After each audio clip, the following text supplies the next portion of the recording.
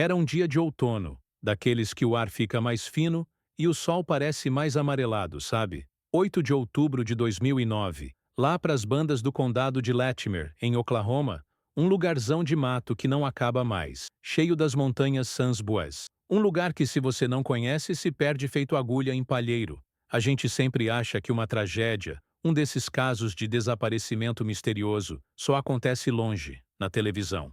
Mas a verdade, meu amigo, minha amiga, é que o perigo mora do lado, às vezes dentro da nossa própria caminhonete. Você acredita que mais de R$ 150 mil em dinheiro vivo podem ser o começo do fim? Parece loucura, né? A gente rala a vida toda sonhando com uma bolada dessas, achando que vai resolver tudo. Mas para a família Jameson, essa grana foi o estopim de um dos casos não resolvidos mais esquisitos que essa terra já viu. Bob, Sherilyn e a pequena Madison, de 6 aninhos, uma família como a sua, como a minha. Tinham seus problemas, claro, quem não tem? Mas estavam ali, juntos, com um sonho simples: comprar um pedacinho de chão de 40 acres, bem longe do barulho da cidade, para construir uma vida nova. Eles pegaram a caminhonete branca deles, uma Ford F-250, e foram ver o tal terreno, uma viagem que deveria ser de esperança, de futuro. Só que eles nunca mais voltaram. A dor de não saber onde um parente está é uma coisa que corrói a alma, uma ferida que não fecha. E a solução, nesse nosso papo de hoje, não é dar uma resposta pronta, porque nem o FBI tem, mas é entender os sinais, os perigos escondidos no meio do nada, e como uma simples decisão pode mudar tudo. Fica aqui comigo que a gente vai desenrolar esse novelo, e você vai ver que a realidade, muitas vezes, é mais assustadora que qualquer filme de terror. O que começou como um passeio em família se transformou numa investigação de desaparecimento que até hoje tira o sono de muito xerife por lá. Uns dias se passaram, 8 dias, para ser exato. O silêncio do mato foi quebrado pelo barulho de umas motos. Eram caçadores de cervo, gente acostumada com a região. E no meio de uma estradinha de terra esquecida, daquelas que só passa uma caminhonete de cada vez, e olhe lá, eles deram de cara com a Ford branca dos Jameson, parada, empoeirada, com as portas trancadas. Eita! O coração já gela na hora. Você tá no meio do nada e encontra um carro abandonado. A primeira coisa que pensa é que deu problema mecânico, mas quando os caçadores olharam mais de perto, o arrepio subiu pela espinha. Dentro da caminhonete, no banco da frente, estava a cachorrinha da família, a Maisie, magra, fraca, quase sem vida, mas viva. Nossa Senhora, pensa no desespero do bichinho, preso ali por dias, sem água, sem comida. Se a cachorra estava lá, cadê o resto da família? Os caçadores ligaram para a polícia na mesma hora. E aí, meu amigo, o mistério só começou a engrossar o caldo. Quando os policiais chegaram e abriram a caminhonete, a cena era de outro mundo. Carteiras, documentos, celulares, tudo largado ali. A bolsa da Sherilyn, com tudo dentro. E debaixo do banco do motorista, um pacote. Dentro desse pacote, uma pilha de dinheiro. US$ 32 mil. Hoje, com o dólar nas alturas, dá mais de R$ 150 mil. Quem em sã consciência some no meio do mato e deixa uma fortuna dessas para trás? É um sumiço sem explicação que desafia qualquer lógica. Era como se a família tivesse evaporado no ar. O carro estava lá, o dinheiro estava lá, a cachorra estava lá, mas as pessoas desapareceram. Esse detalhe do dinheiro transformou um simples caso de pessoas desaparecidas num quebra-cabeça gigantesco. A polícia começou a coçar a cabeça. Não era roubo, não parecia sequestro, porque ninguém pediu resgate. Então, o que diabos aconteceu naquela estrada de terra? A caminhonete se tornou a primeira e única grande pista de um dos mais intrigantes casos reais de desaparecimento da história recente dos Estados Unidos. Cada objeto dentro daquele carro contava um pedaço da história, mas nenhuma peça parecia se encaixar. A chegada da polícia transformou aquela estradinha de terra num formigueiro de gente. Peritos, cães farejadores, helicópteros. A investigação de desaparecimento começou com força total. O protocolo nesses casos é claro. As primeiras 48 horas são cruciais, mas os Jameson já estavam sumidos há mais de uma semana. As chances de encontrá-los bem diminuíam a cada minuto que passava. Os cães farejaram, rodaram, mas o rastro deles parecia morrer a poucos metros da caminhonete. Era como se tivessem sido levados por um disco voador, sem ofensa a quem acredita. Não havia pegadas, não havia sinais de luta, não havia nada. O mato ao redor era denso, traiçoeiro, um lugar perfeito para quem quer se esconder, ou para quem quer esconder alguém. Enquanto as buscas varriam a floresta, os investigadores foram para a casa da família, procurar alguma pista, qualquer coisa que explicasse esse sumiço. E lá, a coisa ficou ainda mais esquisita. A casa estava em ordem, mas a atmosfera era pesada. E os policiais encontraram uma fita de câmera de segurança, daquelas que a gente põe na porta de casa. A gravação era do dia em que eles saíram para a viagem. A imagem mostrava Bob e Sherilyn fazendo várias viagens da casa para a caminhonete, carregando as coisas. Mas o jeito deles, Nossa Senhora!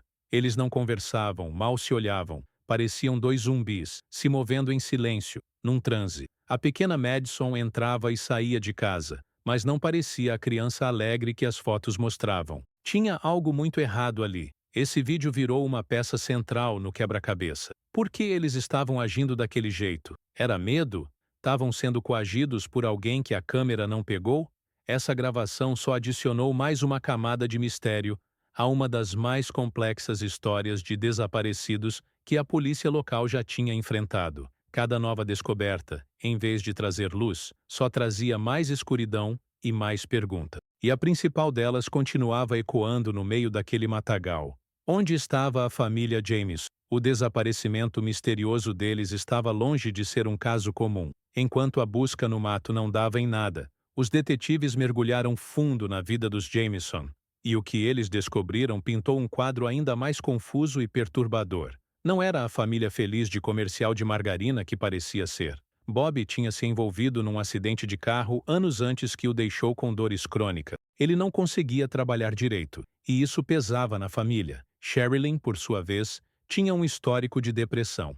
A mãe dela contou para a polícia que a filha andava muito estranha nos últimos meses, paranoica, achando que estava sendo vigiada. Ela tinha comprado uma pistola calibre .22, que também estava na caminhonete. E não era só isso. Dentro da casa, os investigadores acharam uma espécie de Bíblia da Bruxá, um livro sobre feitiçaria. Eita!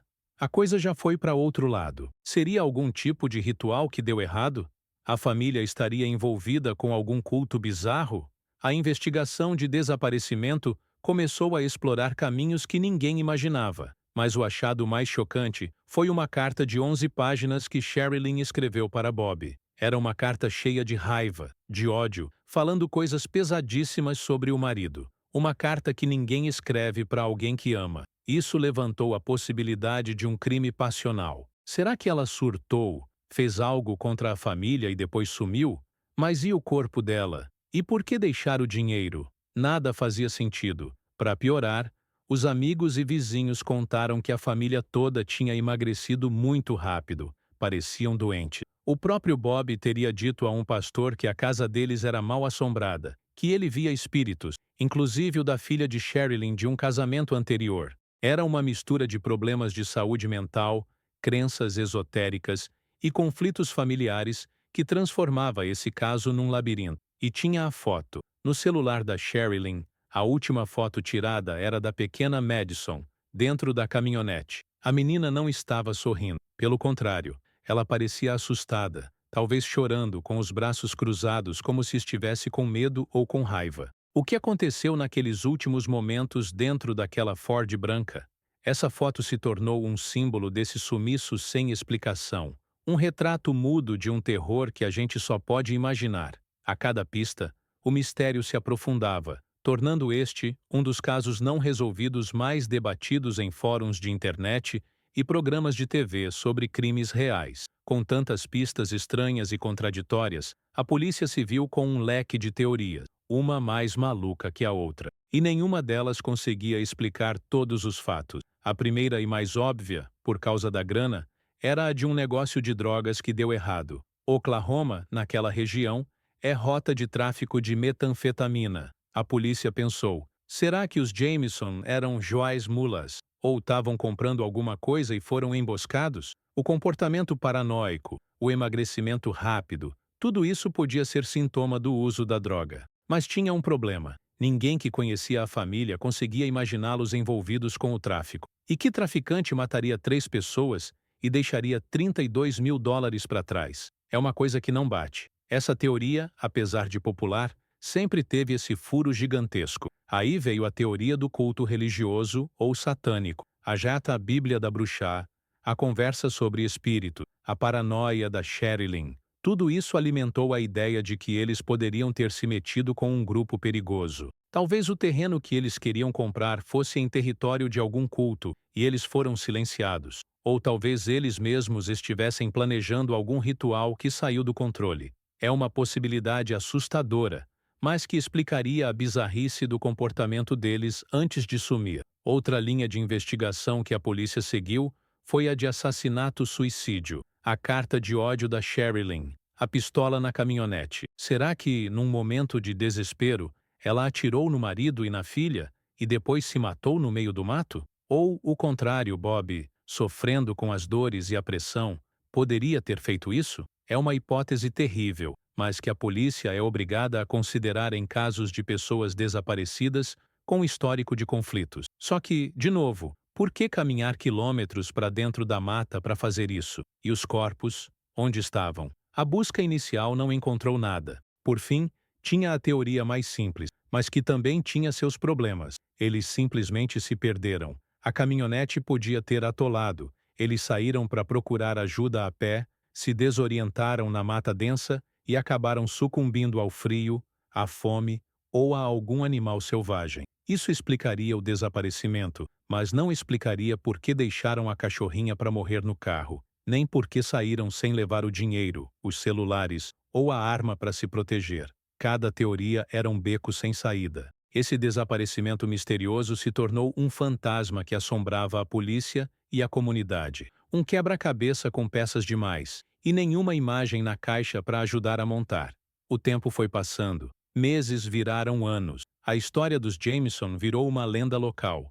Um daqueles casos não resolvidos que o povo conta para assustar os outros. A caminhonete branca foi levada, a poeira baixou e a estrada de terra voltou ao seu silêncio de sempre. A família, os amigos, todos tiveram que aprender a conviver com a ausência e com a falta de resposta. O que aconteceu com Bob, Sherilyn e a pequena Madison? A esperança de encontrá-los com vida já tinha se apagado há muito tempo, mas a necessidade de um fechamento, de um enterro digno, continuava a doer. Até que em novembro de 2013, mais de 4 anos depois do sumiço, a história teve uma virada trágica. Um grupo de caçadores, fuçando numa área ainda mais remota e de difícil acesso daquelas mesmas montanhas, a menos de 5 quilômetros de onde a caminhonete foi encontrada, tropeçou numa cena de arrepiar. Eram restos mortais humanos, esqueletos parciais, espalhados pela ação do tempo e dos animais. Eita lasqueira! A polícia foi chamada imediatamente. A área foi isolada, e uma nova e sombria investigação começou. Os restos foram recolhidos com todo o cuidado e levados para o legista. A tecnologia que não pôde encontrá-los vivos agora era a única esperança de dar um nome àqueles ossos. E o exame de DNA confirmou o que todo mundo já temia. Eram os corpos de Bob, Sherilyn e Madison Jameson. Eles foram encontrados deitados lado a lado, de bruços, como se tivessem simplesmente deitado no chão para morrer. O mistério das pessoas desaparecidas tinha chegado ao seu capítulo final, mas a história ainda estava longe de ter um ponto final. O estado avançado de decomposição tornou impossível determinar a causa da morte. Não havia sinais de trauma nos ossos, nenhum buraco de bala, nenhuma fratura. O legista não pôde dizer se eles foram assassinados, se morreram de fome, de frio ou se tiraram a própria vida. O achado dos corpos trouxe um tipo de paz para a família, a paz de finalmente saber o destino deles, mas também trouxe uma nova onda de agonia. O John Ondes tinha sido respondido, mas os Joes como, e principalmente os Joes porque, continuavam a ser um buraco negro. O caso da família Jameson foi oficialmente encerrado, mas o mistério, esse continua vivo, um fantasma que assombra as montanhas Sansboa. E assim, meu amigo, minha amiga, a gente chega ao fim desse caso, que é um dos casos reais de desaparecimento mais emblemáticos e sem resposta que existe. O carro foi achado, os corpos foram achados, mas a verdade parece que se perdeu para sempre naquele matagal de Oklahoma. O que a gente pode tirar de uma história triste como essa? Primeiro, que o mundo é muito maior e mais estranho do que a gente imagina. Lugares isolados guardam seus próprios segredos e perigos. A gente nunca sabe quem ou o que pode encontrar numa estrada de terra deserta. Segundo, a importância de se comunicar. Se vai fazer uma viagem, por mais curta que seja, avise alguém. Diga exatamente para onde vai e que horas pretende voltar. Um simples telefonema poderia ter iniciado as buscas pelos Jameson muito antes, e talvez o desfecho fosse outro. A tecnologia está aí para isso. Um GPS, um celular com a localização compartilhada, são ferramentas que podem salvar vidas. E por fim, a lição mais dura, a de que nem todo mistério tem uma solução. A polícia fez o que pôde, os voluntários buscaram, a família chorou, mas algumas perguntas simplesmente não têm resposta. O caso Jameson permanece um sumiço sem explicação, um lembrete sombrio da nossa fragilidade. Agora eu pergunto para vocês, que acompanharam essa história comigo, qual a sua teoria? Foi droga? Foi um culto? Foi um surto psicótico coletivo? Ou eles simplesmente se perderam de um jeito muito trágico? Deixe aqui nos comentários a sua opinião. Vamos conversar sobre isso, mas sempre com respeito à memória da família. E fica o alerta.